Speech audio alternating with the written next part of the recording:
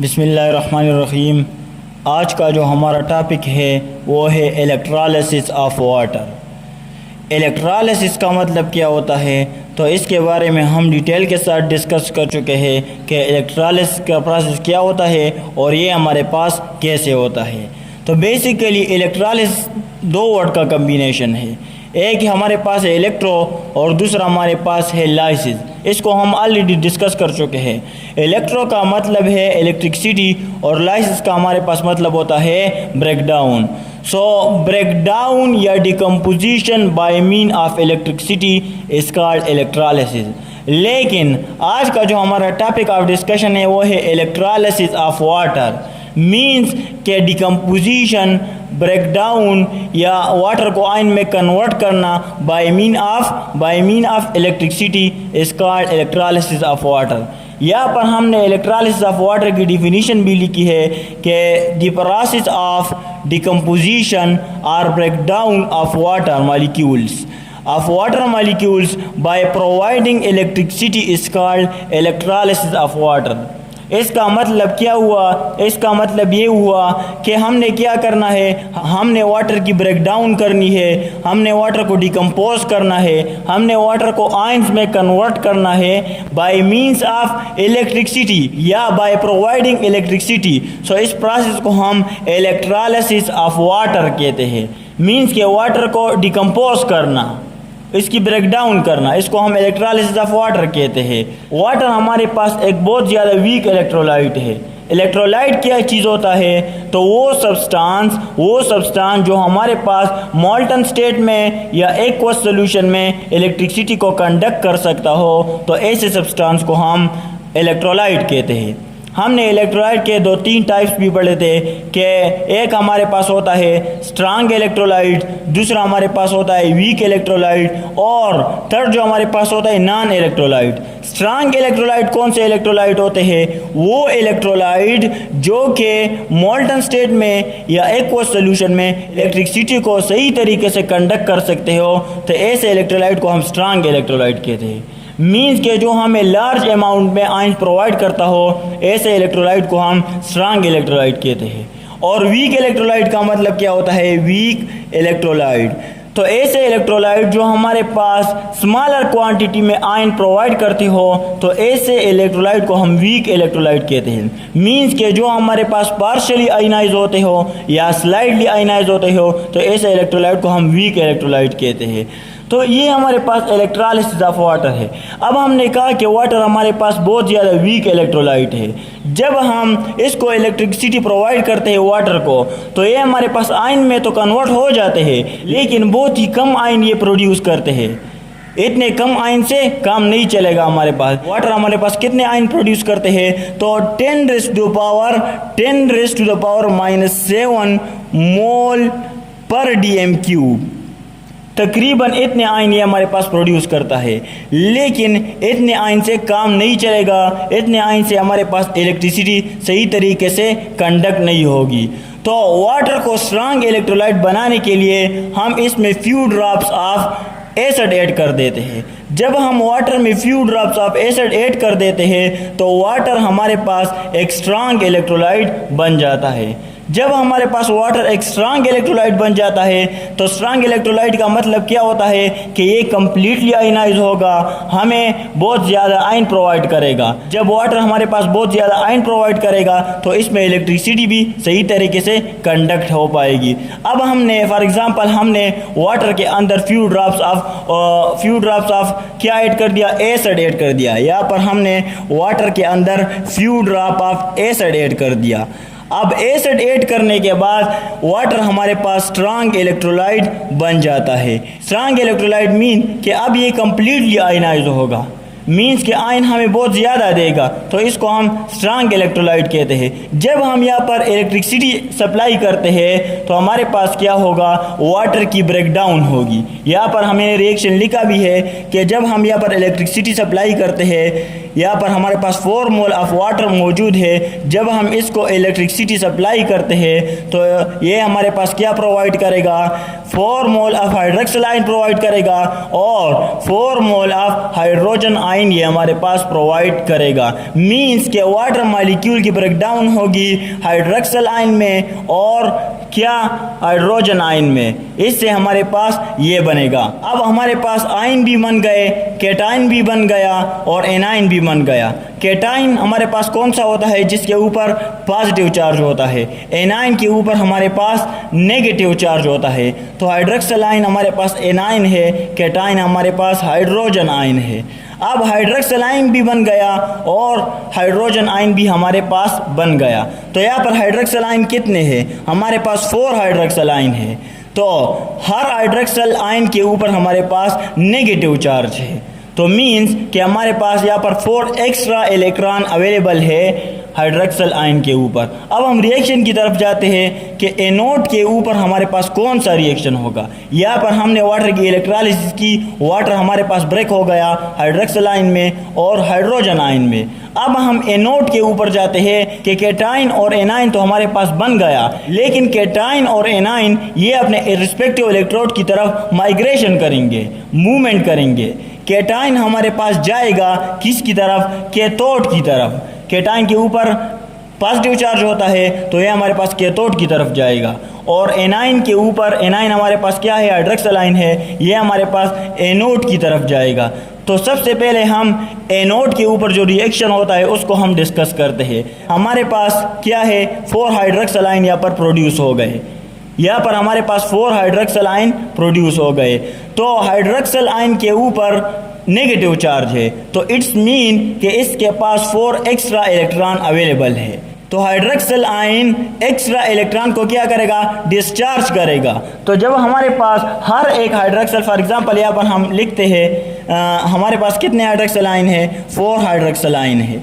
एक हाइड्रोक्सिल आइन ये हो गया, इसके ऊपर नेगेटिव चार्ज, ये भी हाइड्रोक्सिल आइन, इसके ऊपर भी नेगेटिव चार्ज, ये भी हाइड्रोक्सिल आइन, इसके ऊपर भी नेगेटिव चार्ज, ये भी हाइड्रोक्सिल आइन, इसके ऊपर भी हमारे पास नेगेटिव चार्ज। अब ये हाइड्रोक्सिल भी एक इलेक्ट्रॉन लूज करेगा, ये हाइड्रोक्सिल भी एक इलेक्ट्रॉन लूज करेगा, ये हाइड्रोक्सिल भी हमारे पास एक इलेक्ट्रॉन, और इसी तरह ये भी एक इलेक्ट्रॉन लूज करेगा। तो एज ए रिजल्ट हमारे पास यहाँ से माइनस चार्ज क्या हो जाएगा? ख़त्म हो जाएगा। जब हमारे पास माइनस चार्ज यहाँ से हमारे पास ख़त्म हो जाएगा तो क्या होगा? यहाँ पर हाइड्रोक्सिल आइन, हाइड्रोक्सिल आइन, हाइड्रोक्सिल OH और यहाँ पर भी OH क्या होगा? यहाँ से 2H2O कैसे बन गया? एनोड के ऊपर हमारे पास कौन सा रिएक्शन होगा? तो इसको हम डिस्कस करते हैं। 2H2O हाइड्रोक्सिल आइन से कैसे बन गया, तो इसको हम ज़रा देख लेते हैं कि 2H2O कैसे बन गया। तो 4 हाइड्रोक्सिल आइन है हमारे पास। कितने हाइड्रोक्सिल आइन है? 4 हाइड्रोक्सिल आइन है। हमारे पास ऑक्सीजन भी मौजूद है। ऑक्सीजन के पास 2 लोन पेयर है और एक हमारे पास अनपेयर है, यानी फ्री रेडिकल की सूरत में मौजूद है। ये हाइड्रोक्सिल आयन यहाँ पर जो OH है, इनके दरमियान जो बॉन्ड होगा हमारे पास, तो यहाँ पर भी 2 इलेक्ट्रॉन, यहाँ पर भी 2 इलेक्ट्रॉन, एक हमारे पास बॉन्डेड इलेक्ट्रॉन है और एक हमारे पास अनपेयर इलेक्ट्रॉन है। एक हमारे पास क्या है? अनपेयर इलेक्ट्रॉन है। अब ऑक्सीजन और हाइड्रोजन के बीच में हमारे पास जो बॉन्ड बना हुआ है ये होमोलिटिकली क्लूड होगा। तो एक इलेक्ट्रॉन ऑक्सीजन के पास आ जाएगा, ये भी फ्री रेडिकल की सूरत में निकलेगा, और एक इलेक्ट्रॉन हाइड्रोजन के पास आ जाएगा, ये भी हमारे पास फ्री रेडिकल की सूरत में निकलेगा। अब ये हाइड्रोजन क्या करेगा? ये इस हाइड्रोक्सिल के पास आएगा। तो जब ये हाइड्रोजन इस हाइड्रोक्सिल के पास आ जाता है तो हमारे पास एक H2O का मॉलिक्यूल बन जाता है और ये ऑक्सीजन हमारे पास फ्री रेडिकल की सूरत में निकल जाता है। सेम हमारे पास केस यही भी होगा। यहाँ पर जो बॉन्ड बना हुआ है O और H के दरमियान, तो यहाँ पर 2 लोन पेयर है और एक अनपेयर है। तो जब ये हमारे पास बॉन्ड ब्रेक होगा तो एक इलेक्ट्रॉन ऑक्सीजन के पास और एक हमारे पास हाइड्रोजन के पास। अब ये हाइड्रोजन इस हाइड्रोक्सिल के पास आएगा तो हमारे पास दूसरा भी H2O का मॉलिक्यूल बन जाता है। तो 2 हमारे पास H2O के मॉलिक्यूल बन जाता है। यहाँ पर हमने लिखा है कि 4 हाइड्रोक्सिल आयन, यहाँ पर जब ऑक्सीडेशन होगी तो हमें मिलेगा 2H2O + O2 + 4 इलेक्ट्रॉन। अब यहाँ पर हमने डिस्कस किया कि 2 वाटर मॉलिक्यूल हमारे पास किस तरह बन गए, ये हमने डिस्कस कर लिया यहाँ पर। अब O2 डाई एटॉमिक मॉलिक्यूल हमारे पास कैसे बन गया? यहाँ से भी ऑक्सीजन फ्री रेडिकल की सूरत में निकला था, यहाँ पर आप लोग देख सकते हैं, मैं रेड मार्कर यूज़ करता हूँ। यहाँ से भी ऑक्सीजन फ्री रेडिकल की सूरत में निकला था, यहाँ से भी ऑक्सीजन फ्री रेडिकल की सूरत में निकलेगा। तो 2 ऑक्सीजन हमारे पास हो गए और एक ऑक्सीजन के आउटर मोस्ट शेल में 6 इलेक्ट्रॉन होते हैं। कितने इलेक्ट्रॉन होते हैं? 6 इलेक्ट्रॉन होते हैं। तो यहाँ पर भी 6 इलेक्ट्रॉन होते हैं। तो ये ऑक्सीजन भी अपना lone pair of electron share करेगा और ये ऑक्सीजन भी अपना lone pair of electron share करेगा। तो यहाँ पर डबल बॉन्ड ऑक्सीजन हमारे पास बन जाता है। यहाँ पर डबल बॉन्ड ऑक्सीजन हमारे पास क्या हो जाता है? बन जाता है। अब ये ऑक्सीजन भी स्टेबल है, ये ऑक्सीजन भी स्टेबल है। तो इसी तरह हमारे पास डाई एटॉमिक मॉलिक्यूल ऑक्सीजन बन जाता है, O2 का मॉलिक्यूल हमारे पास बन जाता है। और यहाँ से 4 इलेक्ट्रॉन किस तरह रिलीज हो गए? तो ये भी आप लोग देख सकते हैं कि एक इलेक्ट्रॉन इस हाइड्रोक्साइड आयन से, एक इलेक्ट्रॉन इस हाइड्रोक्साइड से, एक इलेक्ट्रॉन इस हाइड्रोक्साइड से और एक इलेक्ट्रॉन इस हाइड्रोक्साइड से। तो हमने देख लिया कि एनोड के ऊपर हमारे पास ऑक्सीडेशन होगा। कैसे ऑक्सीडेशन होगा? ऑक्सीडेशन का मतलब क्या होता है? तो lose of electron is called oxidation. तो हाइड्रोक्साइड से 4 इलेक्ट्रॉन रिलीज हो गए, तो इसका मतलब ये हुआ कि एनोड के ऊपर हमारे पास ऑक्सीडेशन रिएक्शन होता है। यहाँ पर हमने ये भी डिस्कस कर लिया कि जब यहाँ पर ऑक्सीडेशन रिएक्शन होगा तो 2H2O किस तरह बनता है, O2 किस तरह बनता है, 4 इलेक्ट्रॉन किस तरह रिलीज होते हैं। अब हम कैथोड की तरफ जाते हैं कि कैथोड पर कौन सा रिएक्शन होगा। तो हमारे पास जो कैथोड है मीन्स के 4 हाइड्रोजन आयन, ये किसकी तरफ जाएंगे? तो ये हमारे पास 4 हाइड्रोजन आयन ये हमारे पास कैथोड की तरफ जाएंगे। जब ये हमारे पास कैथोड की तरफ जाएंगे तो कैथोड पर हमारे पास कौन सा रिएक्शन होगा, इसको हम ज़रा देख लेते हैं। यहाँ पर कितने हाइड्रोजन आयन है? 4 हाइड्रोजन आयन है। मीन्स कि हमारे पास ये एक हाइड्रोजन आयन हो गया, ये हमारे पास एक हाइड्रोजन आयन, ये हमारे पास दूसरा हाइड्रोजन आयन, ये हमारे पास तीसरा हाइड्रोजन आयन और ये हमारे पास चौथा हाइड्रोजन आयन। 4 हाइड्रोजन आयन हमारे पास अवेलेबल है और 4 हाइड्रोक्सल आयन हमारे पास थे। हाइड्रोक्सल आयन ने 4 इलेक्ट्रॉन रिलीज किए थे। अगर आप लोगों को अभी मैंने डिस्कस किया याद हो तो वो 4 इलेक्ट्रॉन क्या करेगा, एक इलेक्ट्रॉन इस हाइड्रोजन आयन के पास आएगा, ये इसको एक्सेप्ट कर लेता है। एक इलेक्ट्रॉन इस हाइड्रोजन आयन के पास आएगा, ये इसको एक्सेप्ट कर लेता है। एक इलेक्ट्रॉन इस हाइड्रोजन आयन के पास और एक इलेक्ट्रॉन इस हाइड्रोजन आयन के पास। तो हमारे पास क्या हो जाता है, हमारे पास 4 इलेक्ट्रॉन ये गेन कर लेता है। तो गेनिंग ऑफ इलेक्ट्रॉन की वजह से जो रिएक्शन हमारे पास होता है उसको हम रिडक्शन कहते हैं, क्योंकि यहाँ पर 4 इलेक्ट्रॉन हाइड्रोजन ने गेन कर लिए, यहाँ पर रिडक्शन हो गई है। तो हम कहते हैं कि तौर पर हमारे पास रिडक्शन होती है और 4H हमारे पास बन जाता है। यहाँ पर हमारे पास रिडक्शन होती है और यहाँ पर हमारे पास ऑक्सीडेशन होती है। अब हम ओवरऑल रिएक्शन को देखते हैं। तो ओवरऑल रिएक्शन को अगर हम देखें तो हमारे पास 2 मोल ऑफ वाटर मॉलिक्यूल है। जब हम प्रोडक्ट में देखते हैं तो हमारे पास 2H2 + O2। अब 4 हाइड्रोजन है तो इससे हमारे पास 2H2 कैसे आ गया, तो इसको हम ज़रा देख लेते हैं। हमारे पास जब ये हाइड्रोजन भी एक इलेक्ट्रॉन गेन कर लेता है, ये भी गेन कर लेता है, ये भी गेन कर लेता है और ये भी गेन कर लेता है, तो हमारे पास क्या होता है, एक इलेक्ट्रॉन इस हाइड्रोजन के पास, एक इलेक्ट्रॉन इस हाइड्रोजन के पास, एक इलेक्ट्रॉन इस हाइड्रोजन के पास और एक इलेक्ट्रॉन इस हाइड्रोजन के पास।